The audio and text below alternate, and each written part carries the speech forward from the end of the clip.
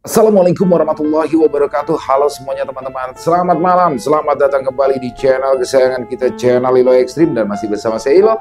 Dimanapun teman-teman berada, semoga teman-teman selalu dalam keadaan sehat walafiat tanpa kekurangan satu apapun. Amin amin ya robbal alamin. Dan pada kesempatan yang baik ini, saya akan membawakan satu kisah dari penulis asal kota Bandung, yaitu Bang Sidik. Wow, kisah-kisah dari Bang Sidik bener-bener selalu dark banget ya. Tapi sebelum kita masuk dalam kisahnya, buat teman-teman mungkin yang belum subscribe channel Ilo Ekstrim, bisa diklik dulu tombol subscribe-nya, jangan lupa lonceng notifikasinya juga dinyalakan, agar teman-teman selalu mendapatkan notifikasi dari konten-konten yang akan kami upload selanjutnya. Dan untuk channel Ilo Ekstrim, kami upload setiap hari teman-teman ya, setiap malam jam 7 malam waktu Indonesia bagian Barat. Oke, nggak pakai berlama-lama lagi, pasti dengan sabaran kan untuk masuk ke dalam kisahnya. Huduk horor on!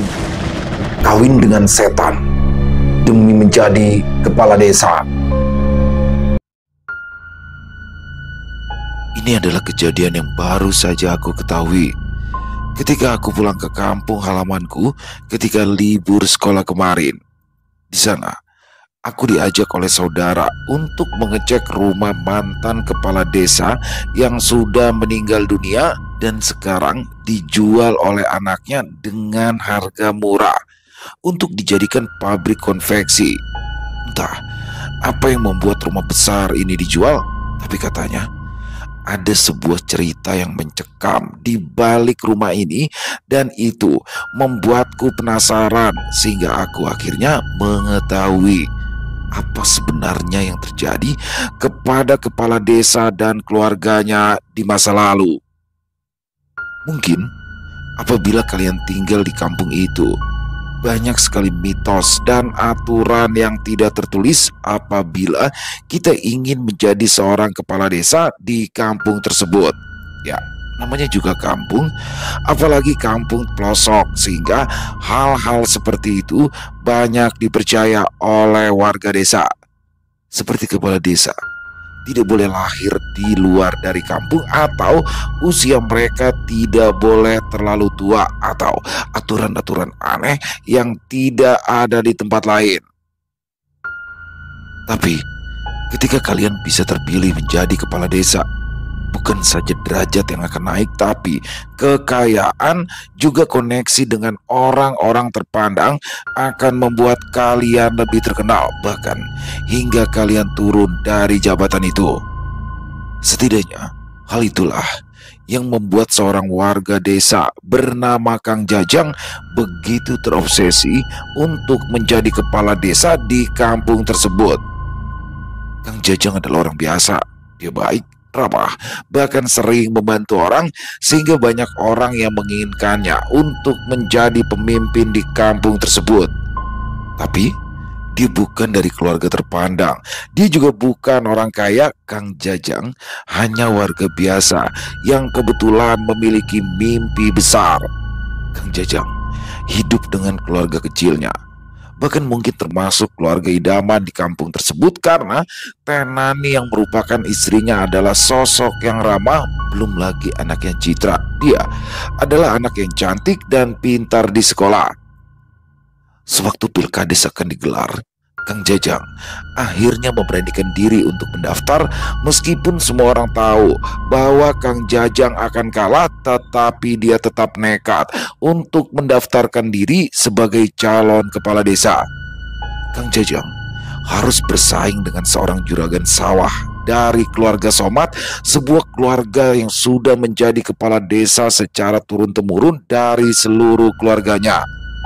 Sebagai seorang juragan, dia memiliki segalanya: uang, jabatan, bahkan koneksi pada ketua kampung, sehingga ia memiliki semua hal itu, dan rasanya mustahil bagi Kang Jajang untuk bisa mengalahkannya. Kang Jajang tahu bahwa dia adalah lawan yang berat, dan dia juga tahu bahwa dia harus memutar otak bagaimana caranya untuk bisa meraih suara dan melebihi suara yang didapatkan oleh juragan Somat. Setelah mendaftar, Kang Jajang terlihat duduk seorang diri di warung kopi biasi. Mukanya nampak lesu, kusut, karena uang yang ia pakai untuk membeli alat kampanye dirinya sudah habis. dan dia tidak memiliki dana lagi untuk persaingan kepala desa sekarang. Dia hanya bisa termenung, memikirkan beberapa obrolan yang ia dengar dari para warga yang terdengar ketika ia melintas di depan mereka. Si Jajang mah mual mungkin menang. Lihat lawannya Juragan Somad, gak akan kuat dia mah ngelawan. Kata-kata itu masih terngiang-ngiang di kepalanya. Dia sadar bahwa nekat daftar menjadi calon kepala desa adalah sebuah kesalahan. Tapi karena ambisi yang menggebu-gebu itu belum padam, maka ia harus melanjutkan pertarungan ini bagaimanapun caranya. Di saat itulah tiba-tiba ada Pak Ule yang datang ke warung biasi. Pak Ule adalah paman dari istrinya dan salah satu tim suksesnya yang paling dihormati. Dia duduk di samping Kang Jajang. Dia mengeluh bahwa poster dirinya kini ditutup oleh poster Juragan Somad. Bahkan hampir semua rumah di kampung itu ditempeli poster dan stiker dari Juragan Somad. Hal itu tentu saja membuat hati Kang Jajang semakin terpuruk. Dia semakin yakin bahwa ia tidak akan menang melawan Juragan Somad. Namun Pak Ule yang mengetahui hal itu tiba-tiba mendapatkan ide yang entah dari mana. Dia membisikkan sesuatu pada Kang Jajang. Pada awalnya Kang Jajang hanya bisa menggelengkan kepala.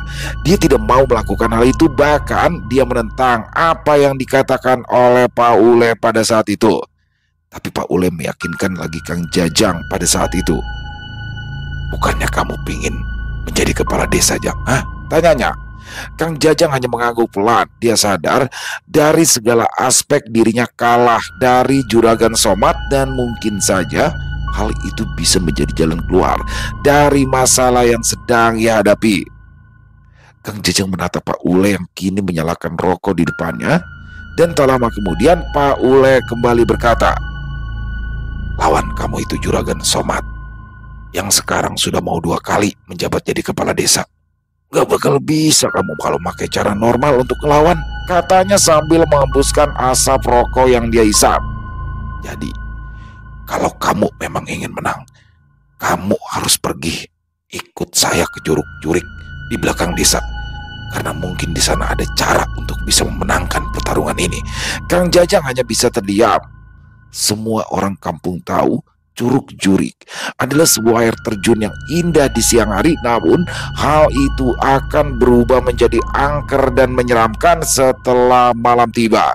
Konon, memang tempat itu sering dipakai oleh orang luar kampung untuk bertemu sosok bernama Dangiang, dan biasanya mereka meminta sesuatu agar dimudahkan dengan urusan yang sedang mereka hadapi dalam hidup. Kang Jajang tahu maksud dan tujuan Pak Ule mengajaknya ke sana.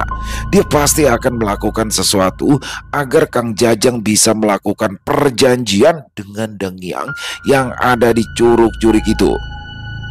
Kang Jajang berkata bahwa dia akan memikirkan dulu hal tersebut dan dia tidak akan langsung memutuskan untuk mengikuti cara itu atau tidak.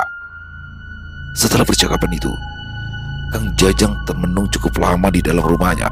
Dia terus berpikir tentang ajakan Pak Ule. Apalagi Pak Ule berkata bahwa sekeras apapun dia berusaha, dia tidak akan bisa mendapatkan jabatan kepala desa kalau lawannya itu Juragan Somad.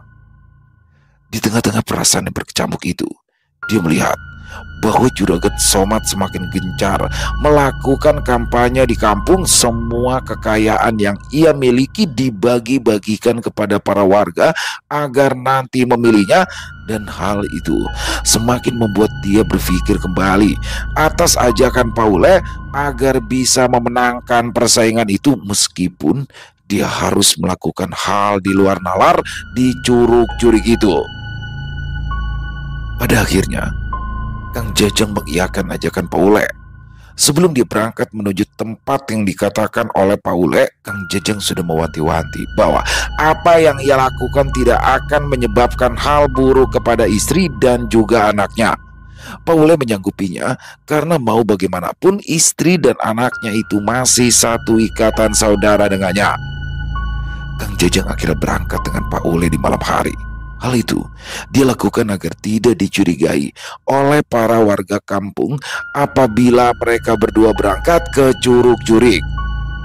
Jarak antara kampung itu dan Curug Jurik memang sedikit agak jauh. Mereka harus menempuh perjalanan melewati beberapa kampung lain hingga akhirnya sampai di kebun teh yang ada di ujung kampung. Setelah itu, mereka harus berjalan lagi melewati kebun teh yang gelap pada malam hari.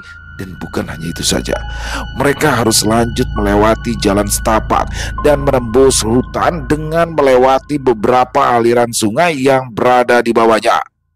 Butuh waktu selama berjam-jam hingga akhirnya dia sampai di sebuah curug kecil di tengah hutan, sebuah tempat yang diyakini sebagai rumah bagi salah satu sosok yang dihormati bernama Dangyang. Ternyata selain Pak Ule dan juga Kang Jajang, ada manusia lain yang sudah menunggu di sana. Dia duduk bertapa sambil menatap curug itu dalam kegelapan. Dia tampaknya tahu bahwa Kang Jajang dan Pak Ule sudah sampai, sehingga dia hanya melirik sebentar dan kemudian bangkit dari duduknya sambil berkata, "Aku sudah menunggu lama di tempat ini. Aku pikir ritual tidak jadi, tapi ternyata kamu cukup bernyali untuk datang ke tempat ini." Sosok itu rupanya adalah Abah Asep, seorang kakek tua yang agak sedikit tidak waras. Dia sering berbicara sendiri berkeliling kampung, berkeliling-keliling tidak jelas sambil berkata dengan perkataan ngawur. Katanya, dia ditinggalkan oleh istri dan anaknya. Padahal dulu dia adalah pengusaha sayuran yang sukses hingga mempunyai beberapa rumah di kampung ini. Namun entah mengapa, entah karena istrinya yang kepincut oleh pria lain atau ada masalah di dalam keluarganya, sehingga dia seperti tidak waras setelah ditinggalkan oleh keluarganya. Dan semua warga kampung tahu akan hal itu. Tapi di balik semua rumor yang beredar, Abah Asep yang mereka lihat kini sungguh berbeda. Abah Asep berdiri menatap mereka berdua dengan tatapan yang tajam, sorot matanya terlihat serius. Kang Jajang tidak menyangka bahwa dia akan bertemu Abah Asep di tempat yang seperti ini. Dan sepertinya Pak Ule yang sudah mengetahui bahwa Abah Asep ini adalah orang yang bisa memandu Kang Jajang untuk melakukan ritual, sehingga dia mengajaknya dan menunggu mereka berdua di tempat ini. "Jadi ini orang yang akan melawan Juragan Somad. Harus aku akui, kamu punya keberanian, dan kamu juga pasti akan mengalahkan dia apabila kamu sudah bertemu dengan Dangyang." Kang Jajang akhirnya kembali memperingatkan Pak Ule bahwa dia setuju dengan hal ini apabila tidak menyeret istri dan anaknya sehingga mereka berdua menjadi korban. Dan Pak Ule memastikan bahwa hal itu tidak akan terjadi. Begitu juga dengan Abah Asep. Dia juga mengatakan bahwa ini bukan untuk meminta nyawa sebagai gantinya, tapi Mang Jajang hanya disuruh menemani Dangyang yang mewujudkan dirinya seperti perempuan. Jadi saya hanya harus menikahinya secara gaib dan menyiapkan satu kamar khusus untuk kami berhubungan badan. Hanya itu saja, tanya Kang Jajang yang merasa tidak percaya akan syarat yang diberitahukan oleh Abah Asep. Abah Asep hanya mengangguk. Tidak ada syarat lain selain menemaninya di waktu yang sudah ditentukan, dan maharnya hanya satu, yaitu kesetiaan hingga meninggal dunia. Dan ketika Kang Jajang meninggal, perjanjian itu putus dengan sendirinya, dan anak serta istrinya tidak perlu menanggung resiko apapun. Kang Jajang mengangguk. Dia merasa bahwa ini adalah syarat yang mudah, hanya menemaninya layaknya suami istri seumur hidupnya, dan dia tidak perlu menyediakan apapun lagi. "Baiklah," kata Kang Jajang. "Kapan kita akan mulai ritualnya?" Abah Asep tersenyum. Dia seperti senang karena Kang Jajang akan berani melakukan ritual itu pada malam ini. Abah Asep langsung mendekati Pak Ule. Dia menyuruhnya untuk mengambil beberapa kresek besar yang sudah ia persiapkan. Pak Ule memang sudah mempercayakan hal itu kepada Abah Asep, sehingga dia tidak perlu membeli apapun pada malam itu. Setelah mengambil kresek dan membukanya, Kang Jajang melihat bahwa isinya adalah sesajen lengkap yang disajikan di bawah curug-jurik, kembang 7 rupa, kopi pahit, kemenyan, dan aneka buah-buahan disusun sedemikian rupa oleh Abah Asep. Selain itu, ada hal lain, yaitu celana dalam Kang Jajang harus ia lepaskan sebagai penanda bahwa kini dia telah sah menjadi suaminya ketika ritual ini selesai. Abah Asep menyuruh Kang Jajang untuk mandi di bawah pancuran kecil di dekat curug. Airnya sedingin es, membuat tubuhnya bergetar dengan hebat. Setelah itu, Abah Asep kembali menyuruhnya untuk duduk bersila di atas batu besar yang berada tepat di dekat curug itu. Abah Asep mulai membakar kemenyan sambil merapalkan beberapa mantra jangjawokan dalam bahasa Sunda kuno. Wangi kemenyan langsung menguar dengan samar, dan semakin lama wanginya semakin pekat berkumpul di tempat itu. Entah mengapa, secara perlahan wangi kemenyan itu berganti dengan wangi melati, juga wangi bunga-bunga yang lain, diiringi oleh suara gemuruh air terjun yang semakin besar. Abah Asep semakin serius ketika dia merasa bahwa penguasa curug jurik sudah datang, dan seketika ia mendekat kepada Kang Jajang. Dia langsung menyuruhnya untuk memperkenalkan diri ke arah curug yang ada di depannya.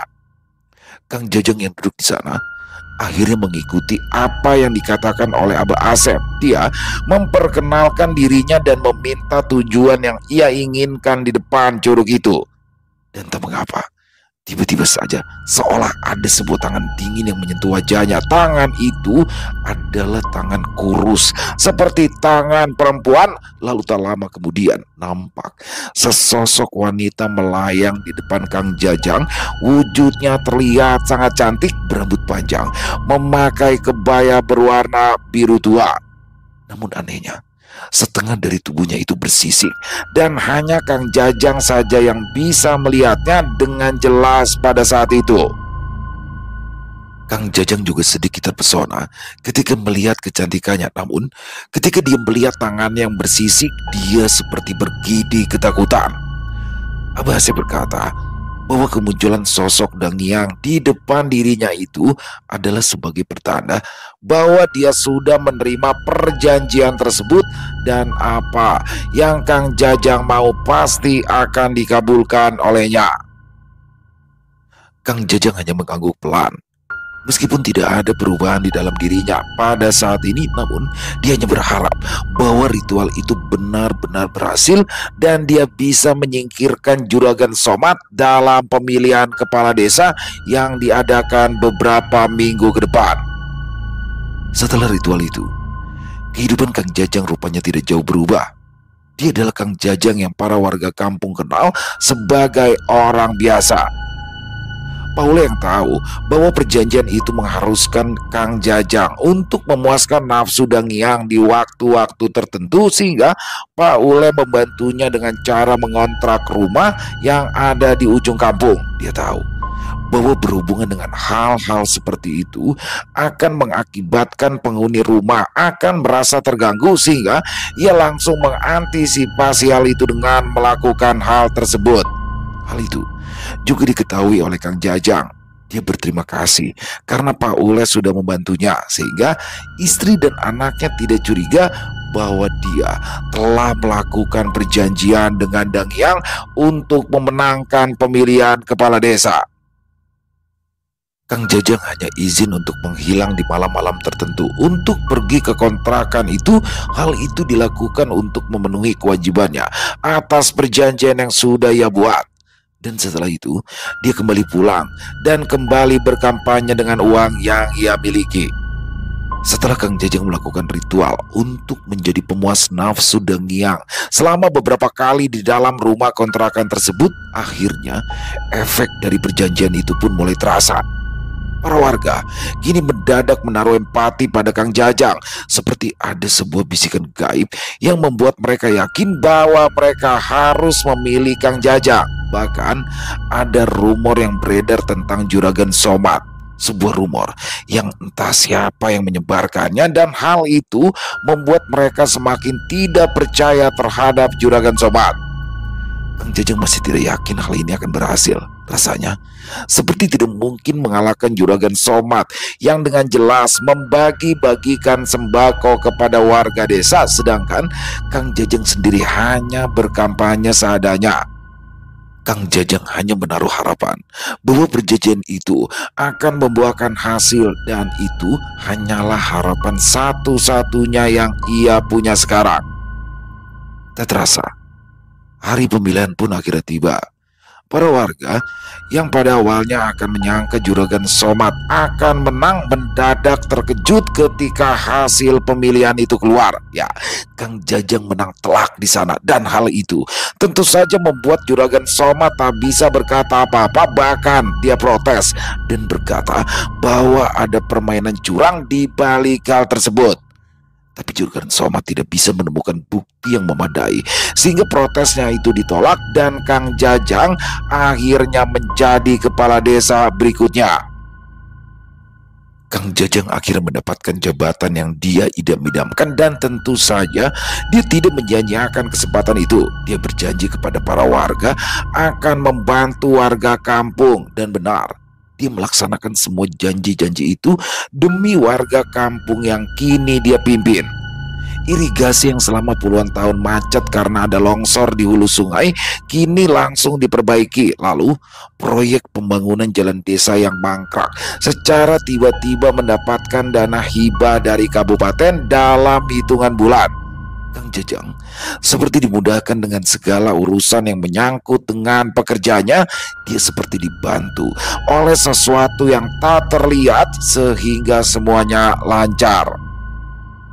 Kang Jajang sekarang mulai paham bahwa perjanjian itu benar-benar bekerja, dan dia hanya perlu meluangkan waktu dalam satu malam untuk memuaskan nafsu salah satu sosok yang sudah membantunya. Dan kini kondisi kampung secara perlahan-lahan mulai membaik. Dan bukan hanya itu saja, ketika Kang Jajang menjabat sebagai kepala desa, panen di seluruh wilayah desa mendadak berlimpah ruah. Hama yang seringkali mengganggu tanaman seperti hilang dan takut masuk ke desa tersebut, sehingga para warga semakin sejahtera. Hal itu tentu saja membuat Kang Jajang semakin dielulukan oleh warga desa, dan hal itu pula membuat istri dan anaknya bangga akan keberhasilan kepala keluarganya yang berhasil membangun desa. Hal itu sejalan pula dengan kekayaannya. Kang Jajang kini bisa membangun rumahnya menjadi lebih besar, bahkan lebih besar dari milik Juragan Somad. Akan tetapi di tengah-tengah kesuksesan itu, seperti ada yang aneh dari sosok Kang Jajang. Entah, atau dia kini terlalu sibuk, atau memang sifatnya yang berubah. Kang Jajang kini lebih pendiam. Sorot matanya terlihat kosong, dan yang paling terlihat jelas adalah dia seperti jauh dari keluarganya sendiri. Ya, Kang Jajang lebih sering tinggal di rumah kontrakannya sekarang, menyendiri di sana semalaman, dan jarang sekali pulang ke rumah. Dia juga lebih sering bertemu dengan Pak Ule dan mengeluh tentang sesuatu yang tidak ia mengerti. Namun Pak Ule berkata bahwa dia hanya perlu fokus dengan perjanjian yang sudah dia buat dan tidak perlu memikirkan hal yang lain lagi. Semakin lama dia memimpin, sosoknya semakin berubah. Kang Jajang yang biasanya dekat dengan keluarga kini mendadak menjauh. Dia seperti sengaja melakukan itu karena sesuatu yang dia sembunyikan. Bahkan kini dia seperti tak dekat lagi dengan anaknya. Dia seperti canggung ketika harus memeluk dan mengajak anaknya jalan-jalan. Beberapa kali istrinya menanyakan perubahan itu, tapi Kang Jajang hanya berkata bahwa ia terlalu sibuk memikirkan warga desa sehingga tidak sempat untuk memikirkan keluarganya sendiri. Selain itu, Warga desa seperti menemukan kejanggalan yang lain selama Kang Jajang menjabat, tepatnya ketika ada pegawai kecamatan baru yang sedang memantau pekerjaan di kantor desa selama beberapa bulan. Pegawai itu bernama Lilis. Lilis adalah kembang desa sebelah. Dia masih muda, cantik, dan dekat dengan semua orang termasuk Kang Jajang. Karena Lilis berdinas di kecamatan, dia seringkali harus datang ke kantor desa untuk memantau pekerjaan Kang Jajang dengan para stafnya di kantor desa. Lilis menganggap bahwa Kang Jajang benar-benar bisa membawa perubahan bagi kampungnya, dan tak jarang juga dia memuji atas kinerjanya sehingga Lilis kagum dengan sosok Kang Jajang. Mungkin itu hanyalah pujian biasa sebagai orang yang berdinas di kecamatan, tapi pujian itu justru membuat Kang Jajang pucat. Bahkan dia seperti ketakutan ketika Lilis memujinya seperti itu. Benar saja, ketika Lilis selesai dengan pekerjaannya dan ingin melaporkan hal itu ke kantor kecamatan, tiba-tiba sesuatu terjadi. Lilis terjatuh dari motor tak lama setelah ia keluar dari kantor desa. Kakinya patah, wajahnya terluka parah, dan dia harus dilarikan ke rumah sakit. Lilis berkata bahwa sebelum kejadian kecelakaan itu, ada sosok yang berdiri di tengah jalan menghalangi motornya yang sedang melaju kencang. Karena dia tidak ingin menabraknya, jadi dia membanting motornya ke arah kiri. Namun naas, motor dan dirinya jatuh ke jurang sehingga ia ditemukan tak sadarkan diri oleh para petani yang menggarap sawah di bawah sana. Awalnya, para warga hanya menganggap bahwa itu adalah kecelakaan biasa. Malum saja, jalanan kampung yang penuh dengan hutan dan kebun pasti ada sesuatu yang muncul secara tiba-tiba.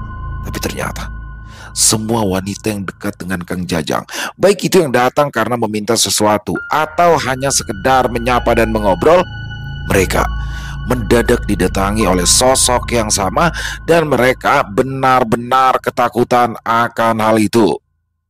Hal serupa juga rupanya terjadi di dalam keluarganya. Renani, yang merupakan istrinya, kini mendadak menjadi kurus. Wajahnya yang tadinya selalu cerah dan ramah mendadak pucat dan lemas. Dia seperti kurang makan. Karena ketika berada di rumah, Renani yang merupakan orang yang hobi memasak seringkali memasak makanan kesukaan Kang Jajang. Tapi entah kenapa, makanan itu cepat sekali basi, bahkan kadang berlendir dan juga bau, seolah-olah ada yang meludahinya ketika masakan itu dibuat.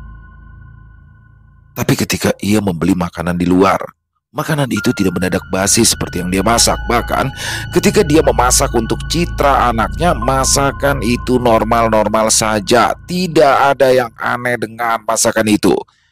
Anaknya pun kini mulai menjadi aneh. Dari yang tadinya ceria, kini menjadi penakut. Bahkan Citra seringkali menangis di malam hari. Katanya dia sering melihat ada tante-tante cantik, tapi matanya merah dan terlihat marah kepadanya. Guru sekolahnya juga pernah menunjukkan hasil gambar Citra pada ibunya, dan katanya setiap kali dia menggambar, dia selalu menggambar keluarganya di berbagai kegiatan. Tapi itu dulu sebelum Kang Jajang menjabat sebagai kepala desa. Sekarang setiap kali dia menggambar, pasti ada sosok lain, sosok perempuan tinggi berkebaya berwarna biru yang berdiri tepat di belakang Kang Jajang. Sosoknya tidak jelas, wajahnya hanya dicoret-coret hitam dengan krayon, seakan-akan bahwa sosok itu muncul sendiri di dalam sana, dan Citra sama sekali tidak menggambarnya sehingga dia mencoretkan krayon hitam ke arah wajahnya. Ketika Tenani berkata sebenarnya apa yang terjadi dengan semua ini pada suaminya, Kang Jajang hanya menjawab, mungkin ada orang-orang yang tidak suka dengannya ketika menjadi kepala desa, dan dia hanya meminta istrinya untuk bersabar. Karena mau bagaimanapun ini adalah cobaan untuk menjadi kepala desa. Tenani hanya bisa mengangguk. Dia tidak menyangka bahwa ujian menjadi istri kepala desa begitu berat, sehingga ada orang yang berbuat seperti ini kepada keluarganya. Padahal itu hanyalah omong kosong dari Kang Jajang agar keluarganya tidak mengetahui kebenaran. Setelah hampir 6 bulan Kang Jajang menjabat, Dia kini menjadi sering datang ke kontrakan kosong itu untuk memuaskan nafsu Deng Yang. Tak mengapa, kini Deng Yang selalu meminta lebih dari waktu yang sudah disepakati. Dari yang awalnya 2 bulan sekali, kini menjadi sebulan sekali, dan sekarang 2 minggu sekali. Hal itu tentu saja menjadi gosip yang beredar di para ibu-ibu kampung. Entah apa yang dibicarakan oleh ibu-ibu di kampung, namun ada gosip yang beredar bahwa kini Kang Jajang suka membawa wanita ke dalam kontrakan itu. Beberapa kali warga melihat ada bayangan wanita di dalam sana, dan itu bukan seperti bayangan Tenani yang merupakan istrinya. Bukan hanya itu saja, terkadang mereka melihat sesosok wanita berkebaya biru sedang berdiri di dekat pintu rumah kontrakan, dan sosok itu akan menghilang ketika ada seseorang yang melihatnya. Gosip-gosip itu mulai beredar, dan hal itu akhirnya didengar juga oleh Tenani. Dia tidak percaya, karena mau bagaimanapun Kang Jajang adalah sosok suami yang baik baginya. Namun anggapan itu malah membuatnya menderita. Tubuhnya mendadak sakit seperti ada seseorang yang membuatnya seperti ini. Dan bukan hanya itu saja, gangguan demi gangguan di rumahnya justru semakin banyak. Dan ketika ia coba melaporkan pada Kang Jajang, jawaban Kang Jajang pasti sama, bahwa itu adalah perbuatan orang yang tidak senang kepadanya, sehingga membuat rumor seperti itu yang membuat Tenani sakit karena memikirkannya. Di satu sisi, Kang Jajang tiba-tiba mendatangi Paule. Dia membicarakan tentang kondisi istrinya serta gangguan-gangguan yang dialami oleh keluarganya. Dia tidak menyangka bahwa Deng Yang terus mengganggu mereka, padahal dia sudah melakukan apa yang diminta. Paule, yang merupakan saudara dari mereka berdua, juga terkejut akan hal itu, karena Paule tidak menyangka bahwa akan seperti ini.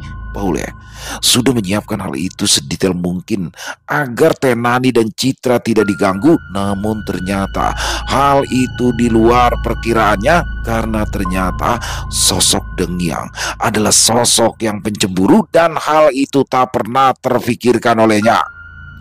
Kang Jajang meminta solusi kepada Paule, dan Paule berkata bahwa dia akan membujuknya untuk menjauh dari rumah itu dan tinggal di rumahnya. Kalau perlu, dia meminta Kang Jajang untuk membangun rumah bagi mereka berdua di luar kampung agar terhindar dari gangguan Deng Yang. Kang Jajang bisa menyanggupi apa yang Paule minta, namun dia meminta Paule untuk membujuk istri dan anaknya agar mau pergi dari rumah. Akhirnya Paule pun datang.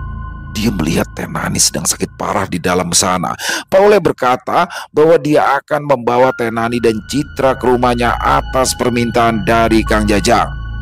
Dirinya yang sibuk mengurus warga seperti tidak punya waktu untuk mereka berdua, sehingga Paule lah yang kini bertanggung jawab atas mereka. Tapi mereka berdua seperti tidak mau pindah, karena mau bagaimanapun itu adalah rumah mereka, dan apapun alasannya mereka tidak akan pernah mau pindah. Paule tidak mungkin membicarakan semuanya, karena hal itu akan berdampak pada keretakan keluarga Kang Jajang apabila mereka berdua mengetahui bahwasanya Kang Jajang memiliki hubungan yang lain selama ia menjadi kepala desa di desa tersebut. Karena kondisi Tenani yang semakin lemas dan Kang Jajang yang semakin sibuk untuk mengurus warga, serta ajakan dari Paule tidak berhasil untuk pergi dari rumah, akhirnya Kang Jajang berinisiatif untuk mencari pembantu agar bisa mengurus mereka berdua. Kang Jajang kembali berdiskusi dengan Paule. Dia berencana untuk tinggal terus-menerus di kontrakan tersebut apabila sudah dapat pembantu, agar keluarganya tidak terkena imbas dari perjanjian tersebut. Paule setuju. Itu lebih baik Kang Jajang menjauh daripada istri dan anaknya terkena imbas dari perjanjian tersebut. Paule juga menyarankan untuk mencari pembantu yang bisa segera bekerja sehingga Kang Jajang bisa pindah dengan cepat. Setelah mencari kesana kemari, akhirnya ada seseorang yang mau bekerja dengannya. Namanya Ina, seorang anak yang baru saja lulus SMA yang ingin segera bekerja karena ingin membantu ibunya yang hanya menjadi buruh tani di kampung itu. Ina adalah gadis yang rajin, dan Kang Jajang tahu itu, sehingga Kang Jajang langsung menerimanya dan mulai bekerja di rumahnya.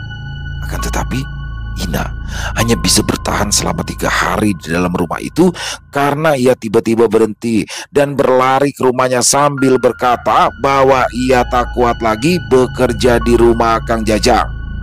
Dia bercerita kepada ibunya bahwa di hari pertama dia bekerja, dia mendapatkan tugas untuk mengantarkan berkas ke kontrakan Kang Jajang karena berkas itu akan ia pakai sebagai persiapan tugas keluar kota bersama beberapa kepala desa yang lain. Namun, tepat ketika dia selesai mengantarkan berkas itu dan kembali pulang ke rumah, dia melihat sosok perempuan yang sedang bersenandung di halaman belakang. Sosoknya duduk di halaman belakang sambil menyisir rambutnya dengan tangan. Dan ketika dia melirik ke arah jendela dapur, dia melihat bahwa wanita itu juga melirik ke arahnya. Dan sosok itu menyeringai sehingga membuatnya merinding dan lari ke kamar pada malam itu. Bukan hanya itu saja, di hari kedua dia ditampaki oleh sosok yang sama yang muncul tepat di kamarnya dan menatapnya dengan tatapan yang marah. Dan hal itu terjadi ketika ia selesai mengantarkan makan siang ke kantor desa untuk Kang Jajang. Hingga di hari ketiga, tepatnya ketika dia sedang membereskan lemari milik Kang Jajang dan Teh Nani, dia melihat bahwa baju-baju Teh Nani mendadak sobek di beberapa bagian, sedangkan baju Kang Jajang tidak ada bekas sobekan apapun. Sobekan itu juga terlihat aneh karena seperti habis dicakar oleh sesuatu yang mengerikan. Dan setelah itu pundaknya tiba-tiba ditepuk oleh sesuatu dari belakang ketika salah satu tangannya sedang memegang baju Kang Jajang. Dia sontak berbalik dan di sana dia melihat ada sosok yang pernah ia temui, sosok wanita berkebaya biru yang marah karena dia berani memegang baju Kang Jajang. Hal itu sontak membuat Ina ketakutan, apalagi ketika dia melihat sosoknya dengan jelas. Baju-baju di dalam lemari itu terbang beramburan sehingga ia langsung meninggalkan rumah itu dalam keadaan menangis. Rentetan kejadian ini akhir menyebar dari Lilis, Ina, juga Teh Nani dan juga Citra. Semua yang ada hubungannya dengan Kang Jajang seperti mendapatkan teror. Namun tak mengapa, hal itu hanya berakibat pada para wanita, sedangkan orang-orang lain seperti Pak Ule dan juga para petugas desa yang laki-laki, mereka tidak mendapatkan teror apapun. Hal ini tentu saja membuat para warga membicarakannya. Mereka merasa aneh karena setiap wanita yang dekat dengan Kang Jajang selalu saja dihantui oleh sesuatu. Dan itu dibuktikan dengan beberapa orang yang sempat berkomunikasi dengan Kang Jajang. Bahkan Biasi yang merupakan pemilik warung pun pernah mengalami hal aneh tersebut. Tapi karena Kang Jajang sukses membangun desa, hal itu pun hanya menjadi obrolan semata. Para warga desa hanya menjadikan hal itu sebagai obrolan di rumah dan di warung ketika selesai bekerja. Setelah itu mereka kembali melakukan aktivitas seperti biasanya. Bahkan sosok wanita yang sering warga temui di rumah kontrakan itu hanya dijadikan angin lalu.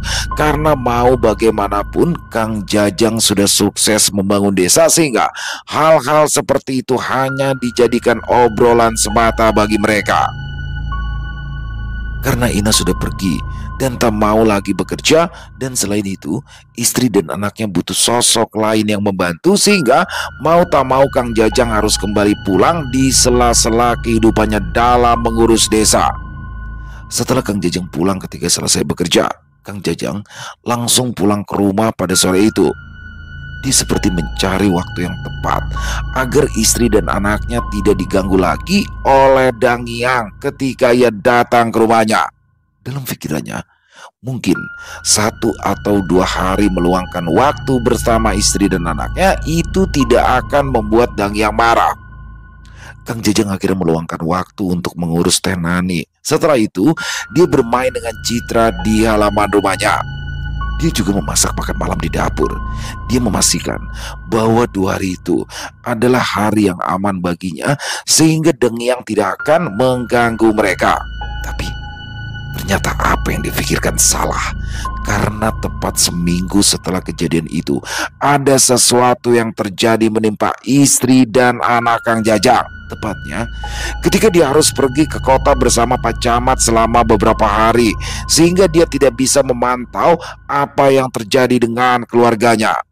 Tenani yang pada saat itu sedang menidurkan Citra di dalam kamarnya tiba-tiba saja merasakan hawa dingin yang merayap masuk ke dalam kamar anaknya. Itu bukan hawa dingin biasa, tapi hawa dingin yang terasa ganjil dan membuat bulu kuduk berdiri. Citra yang biasanya langsung terlapun mendadak gelisah pada waktu itu.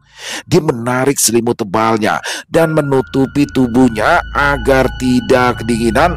Tenani tahu bahwa akan ada sesuatu yang tidak beres lagi di rumah ini, seperti yang terjadi kepada Ina beberapa waktu yang lalu.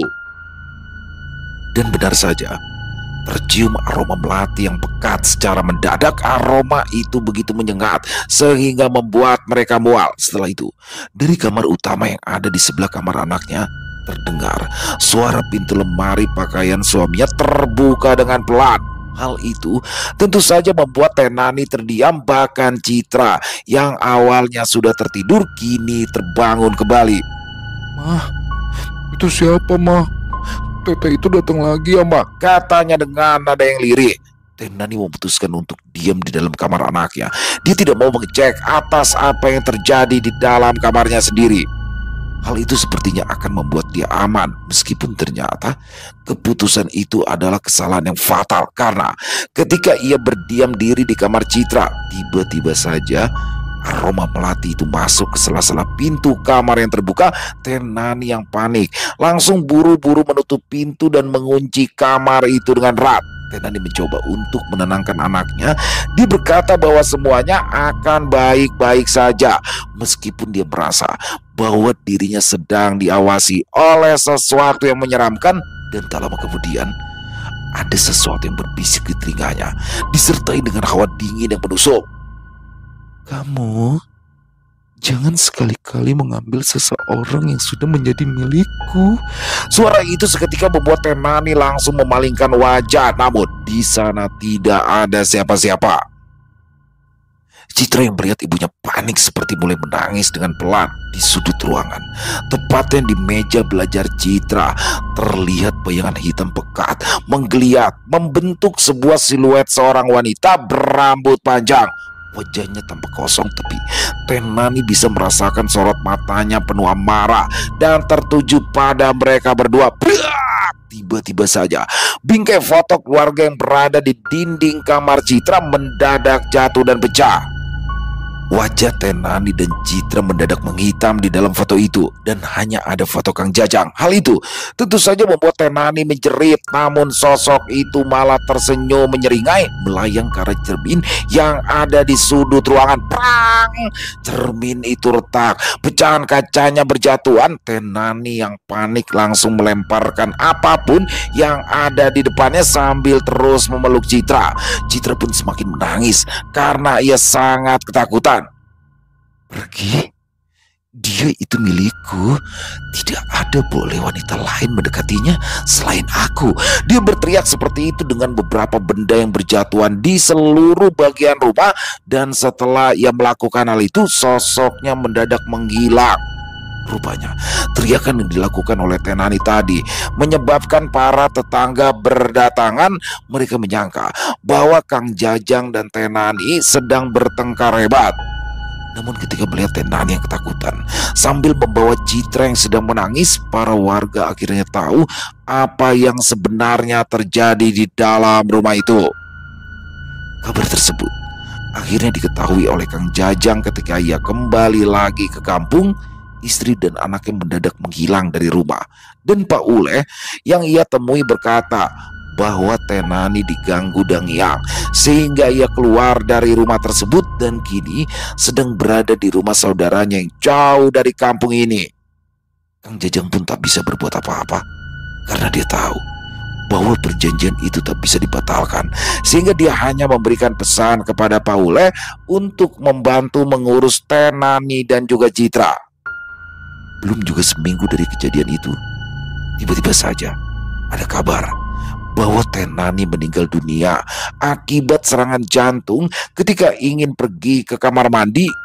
Dia seperti melihat sesuatu yang menakutkan di saat-saat terakhirnya karena Tenani jatuh dengan kedua matanya yang melotot. Kang Jajang mengikuti proses pemakaman itu dari awal sampai akhir. Terlihat seperti ada penyesalan yang terlihat jelas di raut wajahnya. Rumor tentang dirinya yang melakukan perjanjian akhirnya tersebar entah dari mana, dan itu membuat para warga mengerti kenapa setiap kali ada wanita yang mendekati Kang Jajang pasti diteror oleh sesuatu yang tidak mereka mengerti. Seminggu setelah pemakaman, keluarga jauh Pak Ule datang untuk menjemput Citra. Pak Ule yang mengetahui hal itu ingin membawa Citra lebih jauh agar tidak diganggu kembali. Dan hingga saat itu, Kang Jajang seperti menjalani kehidupannya di kampung itu sendirian. Dia memang dihormati oleh para warga, sekaligus ditakuti oleh mereka. Para ibu-ibu atau gadis merasakan mendekatinya karena para warga tahu pasti akan ada sesuatu yang buruk apabila mereka berani mendekatinya. Bahkan seluruh staf desa pun kini hanya diisi oleh laki-laki karena Kang Jajang juga berusaha untuk menjaga agar tidak ada korban dan teror lagi setelah istrinya meninggal akibat perjanjian terlarang itu. Hal itu terus berlanjut hingga ia terpilih 2 periode, bahkan hingga dia tidak menjabat lagi. Perjanjian itu terus melekat sampai akhirnya Kang Jajang meninggal dunia. Citra pun akhirnya kembali lagi setelah Kang Jajang meninggal dunia sebagai pewaris tunggal dari harta Kang Jajang, karena dia mempunyai pengalaman buruk akan beberapa warisan yang diturunkan kepadanya, termasuk rumah yang dulu ia tempati. Maka dia pun menjualnya dengan harga murah, dan setelah itu dia tidak pernah kembali lagi ke desa itu hingga hari ini. Selesai. Wow, luar biasa. Waduh, kisahnya nih Bang Sidik keren banget di sini menurut saya ya. Bagaimana secara detail banget nih. Waduh, Kang Jajang demi ambisinya untuk menjadi seorang kepala desa, dia rela melakukan perjanjian gelap dengan salah satu penghuni Curug Jurik ya namanya. Itu serem banget. Curug Jurik itu ya terjun, Jurik itu setan. Waduh, serem banget ya. Dan bagaimana di sini sosok gaib itu ternyata adalah sosok yang sangat pencemburu teman-teman. Dan waduh, ini Pak Ule ini investasi dosa banget dia tuh. Dia yang menyarankan, dia yang nyuruh, dan dia bilang nggak ada tuh resiko apa-apa. Syaratnya cuma harus setia, udah itu doang. Tapi di sini arti kata setia itu tuh maknanya ternyata luas dan juga dalam ya teman-teman ya. Jadi memang benar, dia nggak perlu ngasih sajen, nggak perlu ngasih tumbal, tapi harus setia. Nah, kata setia itu kan bagi mungkin kalau manusia bilang setia di mulut ya, tapi ketika situ sudah dengan makhluk gaib berjanji setia, ya udah dia harus setia sama sosok gaib itu. Nggak boleh ada cewek lain yang mendekatinya. Waduh, ngeri banget di sini. Bagaimana sampai istrinya pun akhirnya kehilangan nyawanya. Bahkan sosok orang-orang ya, cewek-cewek yang ada di dekat lingkup Pak Jajang, walaupun nggak suka atau gimana, tapi kelihatan dekat. Wah, udah cemburu banget tuh sosok gaib. Ngeri banget ya. Dan di sini semoga bisa ada hikmah baik yang bisa kita ambil dari kisah barusan. Bagaimana ambisi itu boleh ya, setiap orang boleh punya cita-cita yang tinggi, boleh punya mimpi yang tinggi, tapi nggak boleh dengan cara yang membabi buta. Jadi seperti Pak Jajang ini sebenarnya sah-sah aja kok, siapapun punya mimpi untuk jadi kepala desa. Jangankan kepala desa, buat jadi presiden aja boleh ya. Tapi di sini tidak harus dengan cara yang membabi buta. Apapun dia lakukan untuk menjadi itu nggak boleh banget. Jadi ya semoga ini menjadi pengingat untuk kita semua, terutama untuk saya.